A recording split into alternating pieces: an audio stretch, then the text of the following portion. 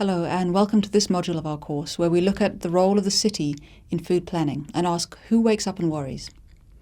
Picking up on the gaps within the city regional approach introduced in the previous module, this module explores the question of food governance to help us address the question of whose mandate urban food is. The module starts with Mimi Nyaba, who we met in the first module, interviewing Gareth Haysom about mandates and governance in food planning. Gareth introduces the story of somebody, anybody and nobody, in which he points out the risks and opportunities inherent in distributed forms of governance. This interview sets the scene for understanding how food intersects with the everyday lives of people, of health, and of large-scale infrastructural interventions. We then welcome three researchers based at the African Centre for Cities. Tinashe Kanos-Mavira will provide an overview of the role that the informal economy plays in enabling access to food in cities. Tinashe argues that despite the informal economy playing an important role in bridging the gap between the urban poor and food access, this role is often ignored by planners and policymakers.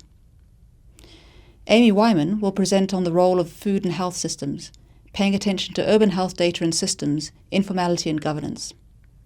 Amy argues that food and health systems are used as important data points to understand the quality of urban environments for residents.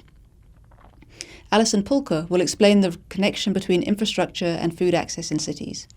Alison argues that the link between urban infrastructure and urban food systems is one that's often ignored or unseen by planning practitioners and policymakers, but that it plays an important role in influencing how food is accessed in cities. We then turn to a panel discussion between Caroline Skinner, the Director of Urban Research at WIGO, and Stephen Devereux from the Institute of Development Studies at Sussex. Caroline and Stephen will debate the role of social services in enabling greater food access in African cities.